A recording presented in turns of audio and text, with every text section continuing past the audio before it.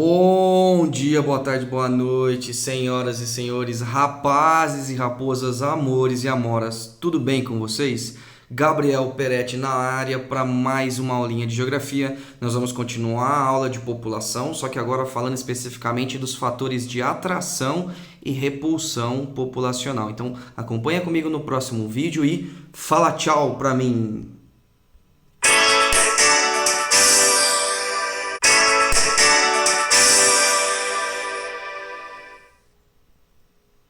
Bom dia, boa tarde, boa noite, senhoras e senhores, rapazes e raposas, amores e amoras. Tudo bem com vocês? Gabriel Peretti na área para mais uma aulinha aí de geografia. Nós vamos continuar o assunto de população, agora no módulo 12, as condições para a fixação das sociedades, tá? Capítulo 2, módulo 12, beleza, pessoal? Então aqui, ó, começando nossa aulinha, as condições para a fixação dos seres humanos, tá? Então temos as regiões que são divididas em áreas de atração e repulsão populacional, ou seja, que atraem ou que, afastam a população dali, tá? E a gente vai dividir essas áreas como áreas ecúmenas, ou seja, áreas que facilitam o desenvolvimento humano, e por facilitar o desenvolvimento humano, muitas pessoas querem viver ali, acabam sendo atraídas para viver ali, tá? E regiões chamadas anecúmenas, ou seja, que desfavorecem o desenvolvimento humano, ou seja, que as pessoas não têm interesse tanto de viver nessas regiões, beleza? E aí os fatores que causam isso podem ser fatores naturais, ou seja, da natureza, ou humanos sociais. Vamos ver quais são eles? Começando aí pelos fatores naturais, é óbvio que o mais importante para a vida humana é a presença de água, desde que seja potável, abundante, preferencialmente corrente. Por quê? Porque a água corrente ela garante uma melhor qualidade. Lembra, água parada apodrece. Então temos exemplos de rios, lagos e mares. E aí você deve estar se perguntando, mas espera aí, Gabriel, como assim mares, né? Sendo que a água do mar é salgada. Então lembra que na água do mar dá para pescar, que garante a tua fonte de alimento. Ah, Gabriel, mas não dá para tomar água do mar porque ela é salgada. Tudo bem, não dá para tomar, mas concorda comigo que o nível do mar é zero e todos os rios correm para o nível do mar. Então, geralmente, aonde eu tenho praia, costuma desembocar, costuma chegar algum rio, tá? A não ser que seja uma região desértica, aí não vai ter rio chegando, porque não vai ter presença de chuva nessa região, beleza? Mas, se eu tenho mar, muito provavelmente tem aí algum rio que está chegando nesse mar, tá? Um segundo fator natural que também contribui muito para a presença do ser humano é o clima. E o ser humano ele não costuma se adequar muito bem a climas extremos, tá? Ou seja, os climas extremos eles desfavorecem a presença humana ali. Então, o que é um clima muito extremo? Do ponto de vista da umidade, pode ser um clima muito seco, ou seja, um deserto, um clima árido, ou um clima muito úmido também dificulta a vida. Então, lembrar que aquelas regiões que chove muito, que está inundado, as casas precisam ser de palafitas, o transporte precisa ser de barco, já fica complicado um transporte terrestre, então dificulta o deslocamento do ser humano.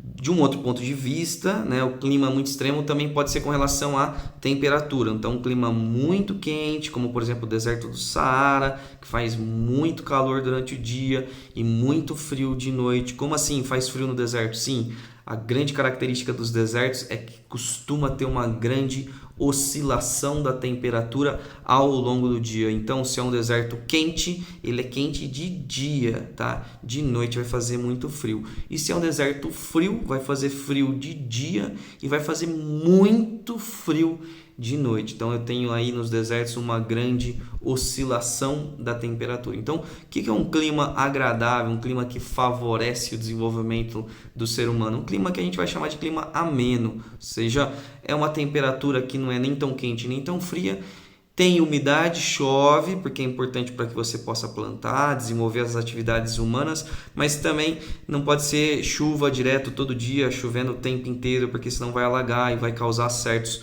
problemas aí para os seres humanos. Beleza, pessoal? Bem tranquilo isso. Passando aí para o próximo slide, ainda falando de fatores naturais, temos a questão do solo.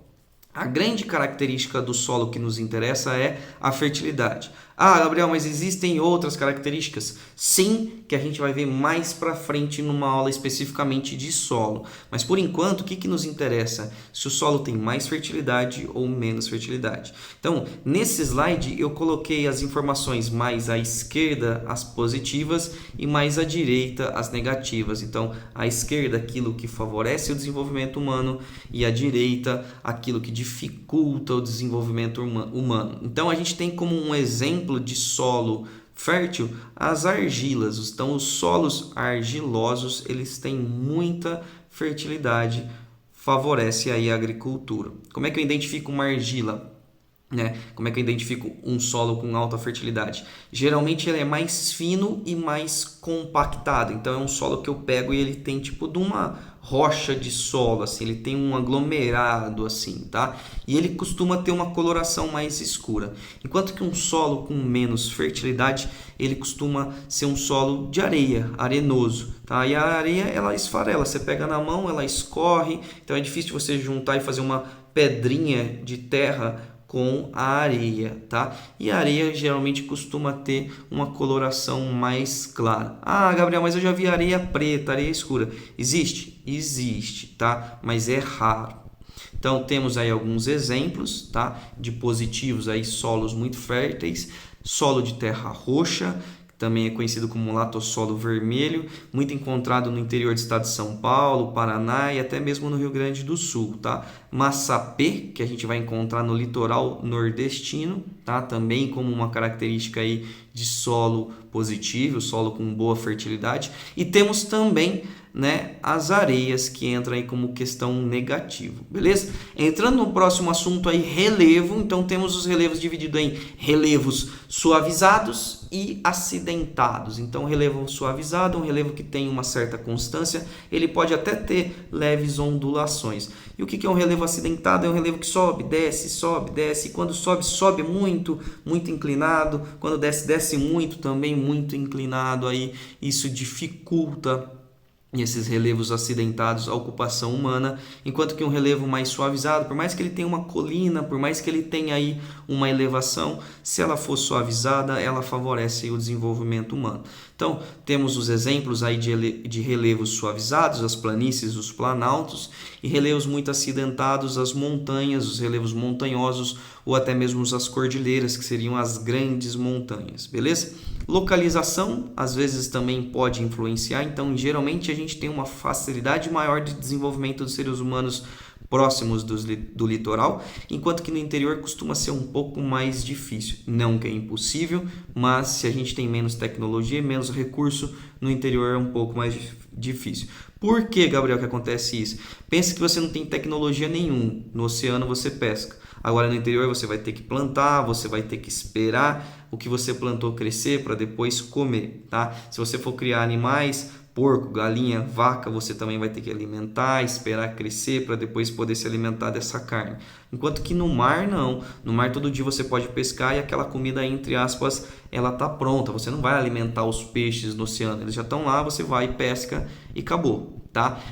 No litoral, por estar no nível do mar, costumam todos os rios correrem para lá, então você acaba tendo uma maior oferta de água de rios. No interior não são todas as regiões que eu tenho rios. Então, existe uma maior concentração, existe um padrão mundial onde geralmente no litoral eu tenho mais concentração populacional do que no interior. Existem exceções? Existem, mas são raras, beleza?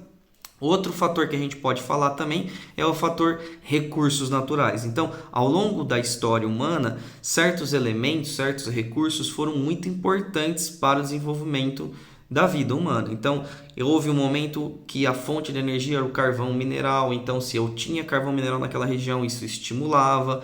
Outro momento que é o mais atual, o petróleo. Então, se eu tenho uma região que tem petróleo, ela é favorecida, né? Já houve épocas mais antigas que a cerâmica era extremamente importante, o ferro também. Então, de acordo com o momento histórico, certos elementos podem ser mais ou menos importantes e determinar uma atração ou uma repulsão populacional aí. Beleza, pessoal? Então, finalizando aí a questão dos fatores naturais e entrando em fatores humanos, tá? Podemos considerar alguns deles que são os mais importantes: a religião, que geralmente é mais fator de conflito do que atração, tá? Mas também pode ser atração.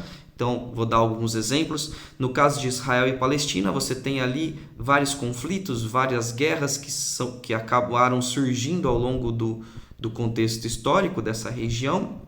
Então, para muitos pode significar um fator de repulsão, ou seja, uma área anecúmena, tá? Mas para muitos pode significar como uma área ecúmena, como de atração. Os judeus, por exemplo, eles ficaram por muitos séculos, milênios, sem ter um país que pudesse representar essa religião judaica. Então, para quem é do judaísmo, né, o país Israel, o Estado israelense, ele é um fator de atração, tá? Temos um outro exemplo que é o caso da etnia Rohingya, tá? Que ela é muito predominante ali na região de Myanmar e nos países vizinhos, e eles estão sendo expulsos desse país, principalmente porque Myanmar tem tradições budistas e os Rohingyas acabam seguindo a religião muçulmana, a religião islâmica aí. Beleza, pessoal? Então, temos esses exemplos. Fator de economia, eu acho que é o mais fácil de todos. Então, regiões desenvolvidas e subdesenvolvidas acabam atraindo ou tendo um fator de repulsão populacional. Então, você tem até hoje no Brasil a região sudeste, a região do estado de São Paulo, até mesmo a cidade de São Paulo, Rio de Janeiro, como uma grande presença de comércio, de indústria, de prestação de serviço, também de faculdades. Então tudo isso acaba, esse desenvolvimento, essa pujança econômica acaba atraindo a população, enquanto que regiões mais distantes desses centros econômicos, tá? Lá no meio da Amazônia, que é uma região um pouco menos desenvolvida economicamente, socialmente, acaba sendo um fator muitas vezes de repulsão populacional. Nem sempre uma região desenvolvida atrai população e nem sempre uma região subdesenvolvida repulsa a população. Isso tem muito a ver também às vezes com o custo de vida. Então muitas pessoas hoje saem da cidade de São Paulo, apesar de todas as oportunidades que a cidade oferece, pelo custo de vida ou pela violência. Outros fatores podem ser considerados aí também, tá? Fica mais fácil ainda a gente entender dos países desenvolvidos e subdesenvolvidos. Então quando a gente pensa nos Estados Unidos, no Canadá, Austrália, países europeus, que são países que a gente considera como países desenvolvidos, países com uma alta qualidade de vida, eles acabam sendo fatores de atração populacional, então áreas mais ecúmenas, enquanto que países desenvolvidos acabam expulsando a sua população, acabam sendo um fator de repulsão populacional. Então a gente pega aí como exemplo países africanos, existe muita migração dos países africanos para países europeus, beleza?